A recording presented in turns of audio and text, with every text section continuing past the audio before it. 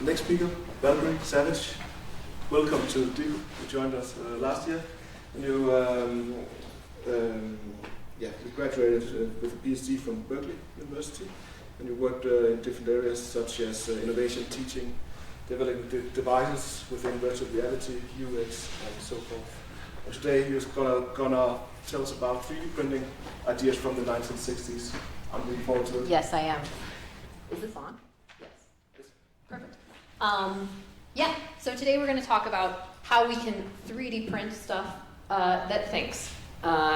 This stuff doesn't use electronics, it just uses air and very special tubes. So, my research goal in general is that I want to be able to sense input that people do with physical devices.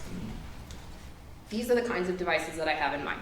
So there's tons of research in HCI, HCI being human-computer interaction, about why we like to use physical devices, why we like to use different kinds of physical devices for everything we do, why it's not that satisfying to use our smartphone for everything, and instead, we want to use a wheel when we drive a car, as Barry, I'm sure, can say, or why we want to use a dance pad when playing a dancing game. But designing these kinds of devices is really difficult. So here on the left, you can see this is from Microsoft when they were working on their Xbox controller.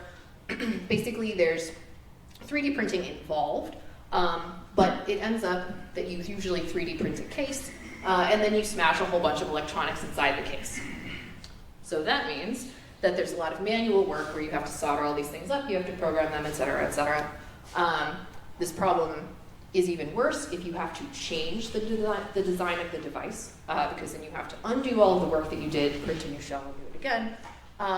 Or when the device reaches the end of its life, you have to separate all of the plastic parts from all of the electronic parts and recycle them separately. So to help with some of these problems, we went way back to this work from the 1960s. This technology is called fluorics, and it's basically, it relies on jets of air interacting to do computation. So people came up with this idea in the 60s when they were freaked out about the Cold War, and they were like, what are we going to do if our computers get exposed to radiation? The traditional electronics won't like that. What if we have to put our computers in wet environments? What if we have to put our computers in space? There's all of these situations where regular electronics really don't like them. So I also have one of these devices, which you're welcome to come ask me to look at later. But basically, they make very precise channels to direct air. So if we can make these precise channels to direct air, then we have this actually very appealing medium. So this is a totally passive medium that we can produce shape and function together on a 3D printer. So the bunny that you see in the picture and on the desk here, this has those special tubes inside to do computation, and I made it on the same machine as I made the outside shape of the bunny. So I can't do that with the traditional electronics that I showed you, right? I don't have to sandwich the case over anything. I just print it all as one big piece. It's capable of doing sensing, processing, and output, which I will talk about in a second. And things that use this air-powered computing don't have state. So there's some mechanical computers, I've seen computers made out of dominoes or whatever, and even though you can make those all on the same machine, after you compute with the dominoes, you've got to set all the dominoes back up. So how does it work? Here's an example of an AirLogic transit. So we call them transits instead of circuits because the air only goes through one way and comes out the other end. This transit can sense input with touch. It can perform computation. Here we're just doing an OR, and we can create output all with air. So this is what that same transit looks like, all twisted up and put inside a bunny. And here is that bunny in action. So we've got the tube with the air coming in. When we pet the bunny in these two touch holes, we can see that the bunny's tail wags. So when we put the air through this, what's actually going on? If we don't interact with these touch inputs, the air just flows straight out the top. So that would be the bunny's head. But if we cover that air input, then the air instead stays inside the device and it goes towards this, which was our computation block. So with this particular computation block, it continues straight through and it comes to our output widget, which is this wiggler, which oscillates as you saw, and then the air goes out. So now we have this nice little truth table for our bunny. Are we covering one widget or the other widget? If so, then we wag the tail. But of course, we can do more with this than just make one bunny. So we developed a whole collection of input, output, and computation widgets to sort of prove the point of what we can do. So let's talk about input really briefly.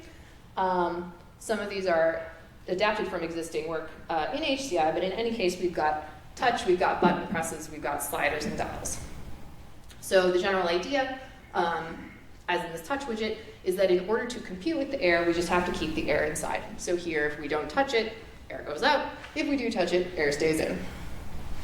We can then put sort of shells on that. So for the button here, we now have a tactile thing that when we press it, it holds the air in. We can have stateful switches that don't pop off as soon as we release them. So the rocker switch lets us set true, false sort of more permanently.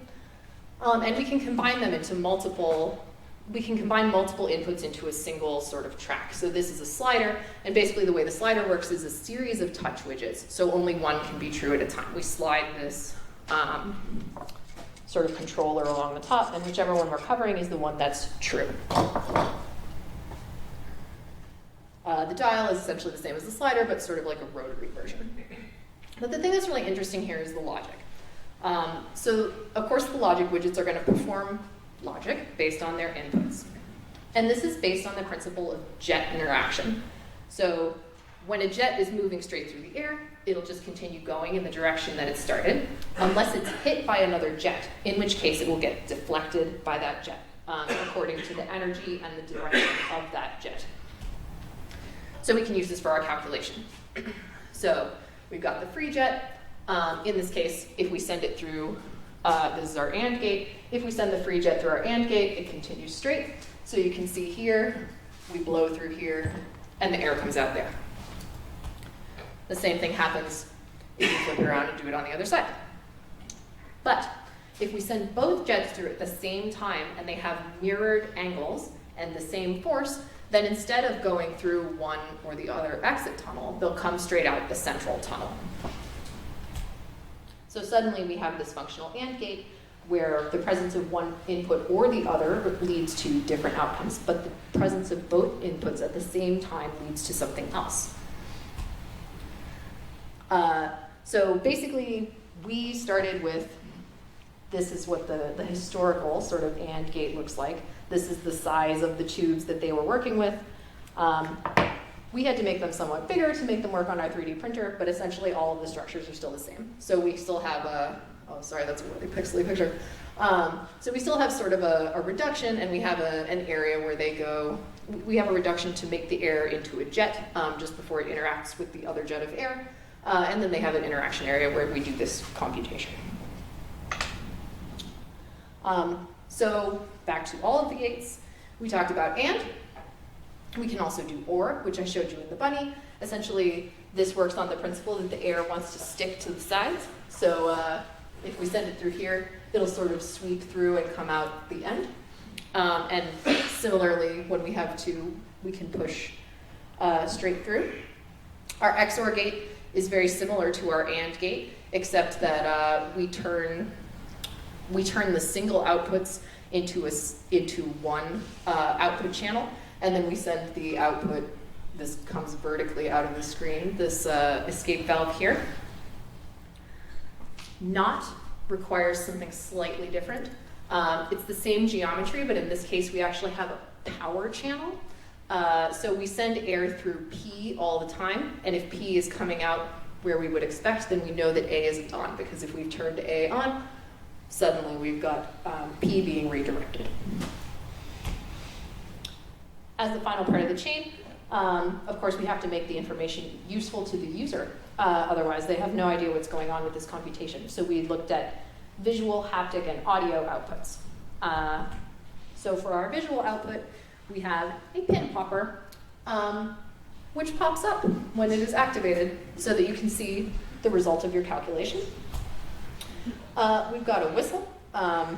Basically, this we can tune this so that we can hear, what the result of our computation is. No sound. Okay. The oscillator is sort of similar to the pin popper, but instead of going up and staying there, we can actually set the air so that it wiggles in place as the part falls out of sync with the airflow. We've also got a vibration motor. This is essentially the same thing that's inside your cell phone. We just blow a wheel really fast and it makes it shake. To make it easy to experiment with this stuff, we actually put together a GitHub repository that has a plugin for Autodesk Fusion 360, which is a popular program that we use for making stuff like this. Essentially, there's two ways that you can design with the widgets. So we built encapsulated versions that you can print out and connect with just off-the-shelf tubes. But then when you're ready to actually put them into an object, you can basically drag them around, cut them out, and print your device all at once. We did a whole bunch of experiments, but the TLDR of them is that low speed is better. Lower airflow is actually easier for these devices to compute with. Bigger curves is better, no surprise there.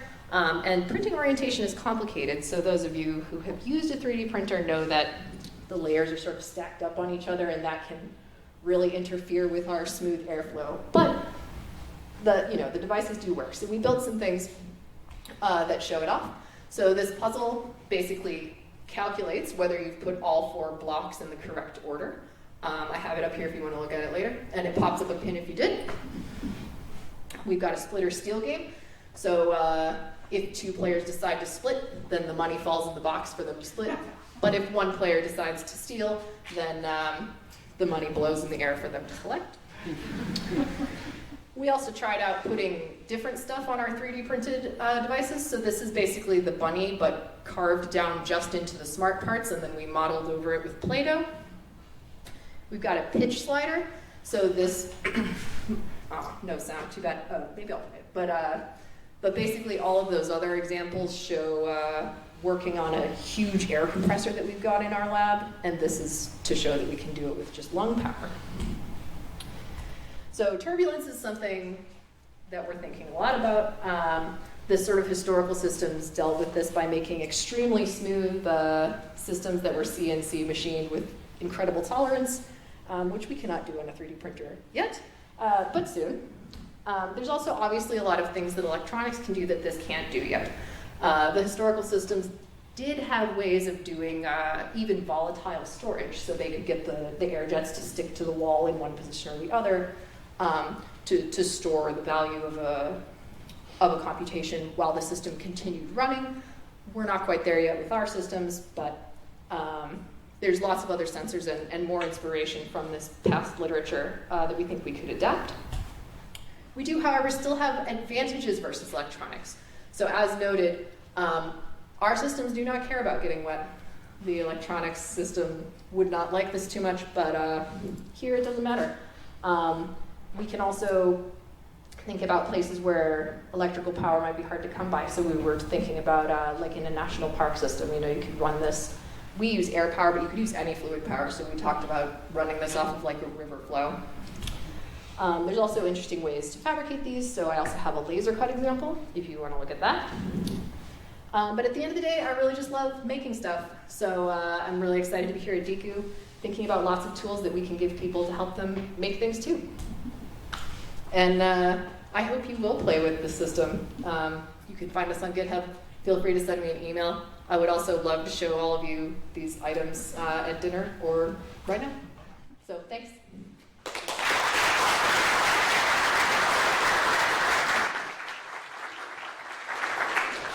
Thank you very much. We have time for questions. I have one to start with. Mm-hmm. What kind of equipment or lab facilities do you need or do you have right now, and what on a wish list to have? Oh man. Well, we have a room full of 3D printers, which is great, especially when you're running on a deadline and you need 27 bunnies and you gotta record everything. We also have a industrial air compressor that's about as high as my hip, which I use, as I said, to power these devices. We've got laser cutters. We've got a CNC machine. There's there's some nicer 3D printers that I really am looking to get because the resolution of these is not quite where it needs to be yet, but you know, at some point. And then, yeah, there's sort of some 3D scanning and motion capture stuff that we're looking at as well. A question? So when the circuits get bigger, I guess the air pressure just falls. So do you have anything like an amplifier or? Right. So in historical gates, there was a way that they did amplification of signal, especially because as I showed with our AND right now, it really depends on the flows being exactly the same so that it can go straight. So we don't have that yet, but that is possible to do. Yes. Thank you very, very much. Yeah. Thank you.